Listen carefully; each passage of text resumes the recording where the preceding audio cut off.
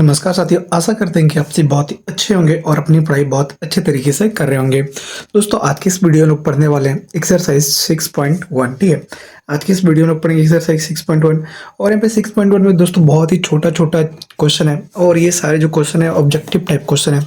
इस टाइप के क्वेश्चन आपके ऑब्जेक्टिव में आते हैं, इसलिए आप लोग इसको यहाँ पे बहुत अच्छे से समझने का कोशिश कीजिएगा। यहाँ पर इस चैप्टर को समझने से पहले हम लोग चलिए दो चीज़ को समझते हैं। यहाँ पे सर्वांग सम और समरूप क्या-क्या होते हैं, क्या-क्या समझेंगे हम लोग यहाँ पे हम लोग समझेंगे सर्वांग सम। ठीक है, सर्वांग सम। ठीक है, सर्वांग सम। ठीक है, सही से दिख रहा है ना। ठीक है, सर्वांग सम और समरूप। ठीक है, सर्वांग सम और समरूप को आज की इस वीडियो में लोग समझने वाले हैं।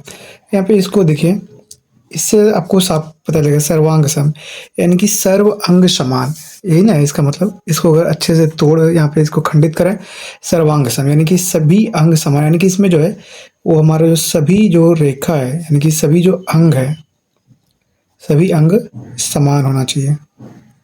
ठीक है, सभी अंग समान होना चाहिए।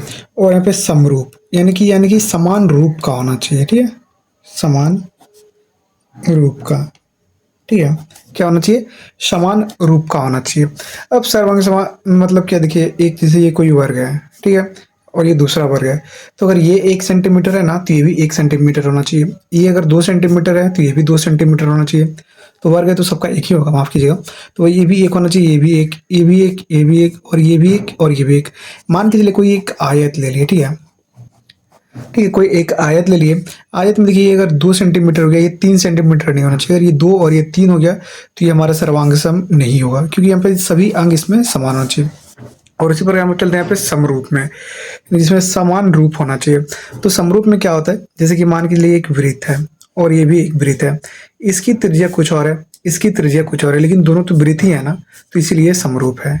ठीक है, और अगर मान के चलिए एक वर्ग है, ठीक है, और ये भी एक वर्ग है, तो इसमें देखिए यानी कि अगर ये 1 सेंटीमीटर और ये 2 सेंटीमीटर, ये 1, ये 2, ये 1, ये 2, ये 1 और ये 2 हुआ, तो ये सर्वांग सम नहीं होगा, क्योंकि यहाँ पे 1 है, ये 2 है, लेकिन ये समरूप होंगे। ठीक है, क्योंकि यहाँ पे देखिए दोनों वर्ग हैं और इसका जो अनुपात है यहाँ पे देखिए 1/2, 1/2, 1/2 और 1/2 बनेगा सारे का। अगर इस यहाँ पे ये दोनों का कंपेयर करें तो ये 1/2 बनेगा, इसमें भी 1/2, इसमें भी 1/2, इसमें भी 1/2 बनेगा।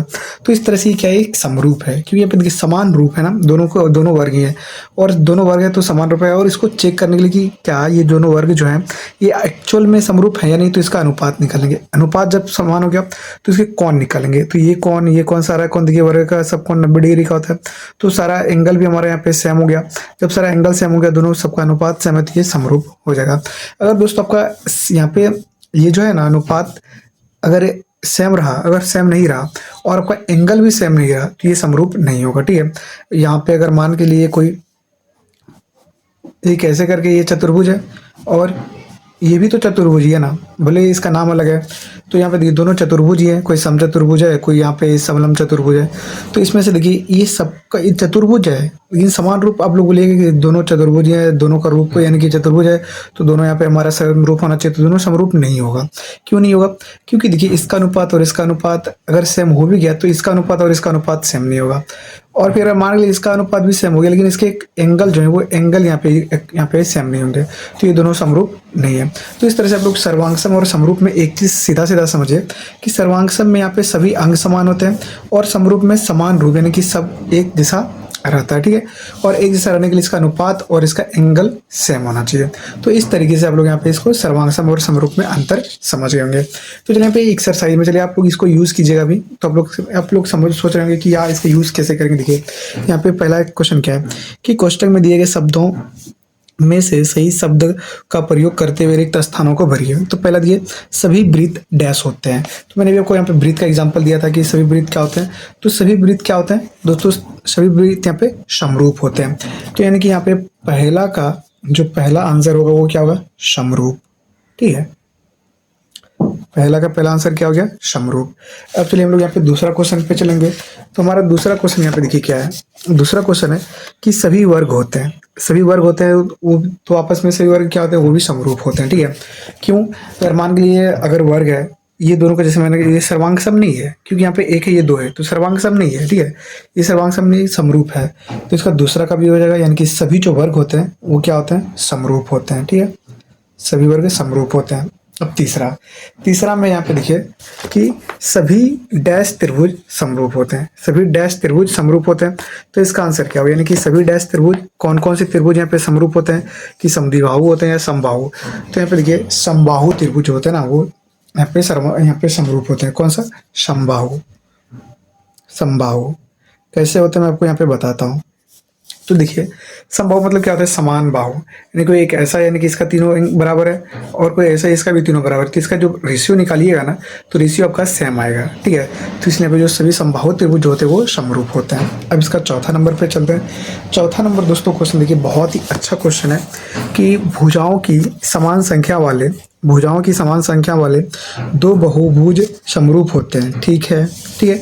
भुजाओं की समान संख्या वाले दो, यदि उसके संगत कोण डैश हो तो उसकी संगत भुजाएं डैश होगी। यानी कि देखिए उसकी संगत भुजाएं, यानी कि उसके संगत कोण अगर सेम हो गया, ठीक है, तो उसकी संगत भुजाएं आपस में समानुपाती होगी, ठीक है।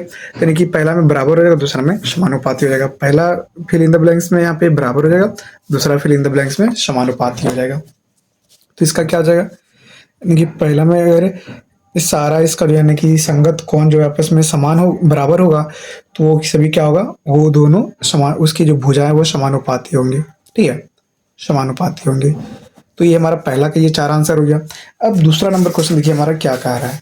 दूसरा नंबर दोस्तों क्वेश्चन कह रहा है कि निम्नलिखित युग्म के दो भिन्न भिन्न उदाहरण दीजिए। तो पहला यहाँ पे समरूप आकृतियां, दूसरा ऐसी आकृतियां जो समरूप नहीं है। तो पहला हम लोग उदाहरण लेंगे किसका, पहला दोस्तों हम लोग उदाहरण लेंगे यहाँ पे जो समरूप होंगे, ठीक है, उसमें दो दो उदाहरण लेने हैं। तो चलिए यहाँ पे दूसरा क्वेश्चन सॉल्व करते हैं। दूसरा में क्या करना है कि यानी कि यहाँ पे समरूप आकृतियां का यहाँ पे उदाहरण लेना है। तो समरूप आकृति, ठीक है, समरूप आकृति। तो समरूप आकृति का पहला जो यहाँ पे पैर होगा वो दो वृत्त, दो वृत्त, यानी कि दो वृत्त जो है वो आपस में समरूप होता है। मैंने आपको भी यहाँ पे एग्जांपल लिखे बता दिया है। और दूसरा में हो जाएगा यहाँ पे दो वर्ग, ठीक है। मैंने यहाँ पे वृत्त और वर्ग दोनों का एग्जांपल लेके मैंने आपको यहाँ पे बता दिया है। और दोस्तों अगर आप लोग बुक में भी देखना चाहते हैं ना, तो बुक में आप एक्सरसाइज कौन सा, जो कि आप लिखिए एक्सरसाइज ये वाला देख लीजिए। यहाँ पे जो आपका जो आकृति यहाँ पे 6.5 है, ये वाला एग्जाम्पल में जाइएगा और यहाँ पे आपका 6.5 एग्जाम्पल है, इसको देखिए, ये आपस में देखिए, इसका एंगल, इसका एंगल, यहाँ का एंगल, यहाँ का एंगल, ये बी, ये भी यहाँ का Q बराबर है, यहाँ का A और यहाँ का P बराबर है। तो देखिए एंगल सेम है और इस दोनों का यहाँ पे रेशियो निकालिएगा, दोनों का रेशियो भी हमारा सेम आता है। तो ये दोनों आकृतियाँ जो है, ये दोनों क्या है, ये दोनों समरूप हैं। तो ठीक है, तो आप लोग जब दो वृत्त और दो वर्ग को भी आपस में कंपेयर करेंगे ना, तो ये भी समरूप होंगे। अब यहाँ पे दूसरा में क्या हम लोगों को निकालना है, दूसरा में निकालना है जो कि समरूप नहीं है, ठीक है। ये हमारा पहला था यहाँ पे समरूप आकृति, दूसरा जो यहाँ पे समरूप नहीं हो, समरूप नहीं हो, ठीक है, समरूप नहीं हो। तो समरूप नहीं मान के चलिए एक हम लोग लेते हैं, इसके लिए एक ले लेंगे हम लोग यहाँ पे वर्ग, ठीक है, वर्ग और वृत्त, यानी कि जो वर्ग और वृत्त के पैर को आपस में कंपेयर करेंगे तो वो समरूप नहीं होंगे, ठीक है। वर्ग और वृत्त के आपस में कंपेयर करेंगे तो यहाँ पे समरूप नहीं होंगे। और दूसरा ले लेते हैं यहाँ पे त्रिभुज, त्रिभुज और समचतुर्भुज, समचतुर्भुज, ठीक है, समचतुर्भुज ये ले लिए, यहीं पे होगा समचतुर्भुज। तो यहाँ पे देखिए समरूप जो नहीं हो वो त्रिभुज और समचतुर्भुज यहाँ पे हो जाएगा इसका, यानी कि जो समरूप नहीं होगा। और अगर आप लोग एग्जांपल देखना चाहते हैं तो यहाँ पे देखिए ये जो एग्जांपल है ना, ये भी हमारा समरूप नहीं है, क्योंकि इसका एंगल देखिए सेम है, लेकिन इसका जो अगर आप लोग यहाँ पे रेशियो निकालिएगा तो रेशियो आपका डिफरेंस हो जाएगा, तो इसलिए समरूप नहीं होगा। और यहाँ पे जो 6.7 आकृति है, ये भी हमारा देखिए, ये भी दोनों यहाँ पे एक चतुर्भुज है और एक यहाँ पे दोनों यहाँ देखिए बहुभुज है, यानी कि चारों में देखिए चार चार यहाँ पे समय चार अंग है, तो ये चतुर्भुज है, लेकिन एक वर्ग है और एक समचतुर्भुज है, यानी कि दोनों का रेशियो अगर आपका सेम हो गया तो एंगल यहाँ पे सेम नहीं होगा। तो जब एंगल भी सेम नहीं होगा तो भी समरूप नहीं होगा, यानी कि एंगल और आपका यहाँ पे रेशियो सभी सेम होना चाहिए तभी वो समरूप होगा। अब चलिए इस हिसाब से हम लोग यहाँ पे 2 क्वेश्चन को हम लोग यहाँ पे सॉल्व कर लिया। अब तीसरा नंबर क्वेश्चन देखते हैं। तो हमारा दोस्तों यहाँ पे तीसरा नंबर क्वेश्चन देखिए क्या है। तीसरा नंबर क्वेश्चन है कि बताइए कि निम्नलिखित चतुर्भुज समरूप है या नहीं है। ये और ये इसको कंपेयर करना है और बताना है कि ये समरूप है या नहीं है। तो चलिए हम लोग यहाँ पे तीसरा क्वेश्चन यहाँ पे अच्छे से इसको सॉल्व करते हैं, ठीक है। तीसरा क्वेश्चन को, तो हमारा तीसरा क्वेश्चन, ठीक है, तीसरा, तो यहाँ पे एक आपका चित्र कुछ इस प्रकार का है। ये एस, आर, पी और क्यू ये है, और आपको ये 1.5 सेंटीमीटर का है, और ये भी 1.5 सेंटीमीटर का है, ये भी 1.5 सेंटीमीटर, ये भी 1.5 सेंटीमीटर, और आपका एक यहाँ पे वर्ग है, ठीक है, वर्ग है। और ये है ए बी सी डी, ये 3 सेंटीमीटर, ये भी 3 सेंटीमीटर, ये भी 3 सेंटीमीटर, ये भी 3 सेंटीमीटर। तो आप सब यहाँ पे देखिए, अगर हम लोग इसका यहाँ पे क्या निकालेंगे, रेशियो निकालते हैं पहले, और यहाँ पे इस सभी का एक इसका ये वाला लेंगे तो यहाँ पे ये वाला लेंगे, अगर ये यानी कि सबका यहाँ पे जो संगत भुजा है उसका हम लोग यहाँ पे पहले रेशियो निकालते हैं। तो हम लोग यहाँ पे P Q by E B का रेशियो निकालते हैं। तो यहाँ पे 1.5 और ये 3, तो ये 1/2 हो गया इसका, ठीक है। और फिर उसी तरह से यहाँ पे चलिए क्यू आर और बी सी, तो क्यू आर हमारा कितना है, क्यू और आर हमारा 1.5 है, और बी सी हमारा 3 है, तो ये 1/2 हो गया। और फिर यहाँ पे R S by C D, तो आर एस हमारा कितना है 1.5 और सी डी कितना है 3, तो ये भी 1/2 हो गया। और फिर यहाँ पे देखिए जो हमारा फिर आर एस तो हो गया ना, एस पी है होगा ये वाला, एस पी और यहाँ पे डी ए, ठीक है, एस पी और डी ए। तो एस पी और डी ए का रेशियो निकालेंगे तो ये भी 1.5, ये भी 3, तो ये 1/2। तो आपसे यहाँ पे देखिए रेशियो तो सबका यहाँ पे सेम आ गया, रेशियो सेम आ गया। आप चलिए एंगल निकालते हैं। तो एंगल पी जो है वो यहाँ पे एंगल ए के बराबर है या नहीं है उसको चेक करते हैं। तो देखिए ये आपका ये 90 डिग्री है, और ये 90 डिग्री तो है ही नहीं, यानी कि इसमें कोई भी 90 डिग्री नहीं है, और यहाँ पे सारा 90 डिग्री है, यानी इसका जो एंगल है वो सारा एंगल यहाँ पे सेम नहीं है, ठीक है। तो यहाँ पे ये भी डज नॉट इक्वल टू है, और यहाँ पे एंगल क्यू जो है वो भी does not equal to angle B हो जाएगा, और फिर यहाँ पे एंगल आर जो है वो भी does not equal to angle C हो जाएगा, और यहाँ पे एंगल एस जो है वो भी does not equal to angle D हो जाएगा। तो यहाँ पे देखिए चारों एंगल हमारा सेम नहीं है, यहाँ पे ये हमारा भुजा का अनुपात जो वो सेम है, लेकिन एंगल यहाँ पे सेम नहीं है। तो जब दोनों सेम नहीं, दोनों सेम रहना चाहिए, अगर दोनों में से कोई भी एक समान नहीं है तो हमारा क्या होगा, समरूप नहीं होगा। तो हम लोग यहाँ पे लिख देंगे चूंकि यहाँ पर संगत, चूंकि यहाँ पर संगत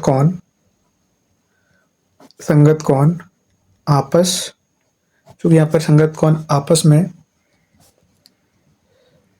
में समान नहीं है, आपस में समान नहीं है, इसीलिए यह समरूप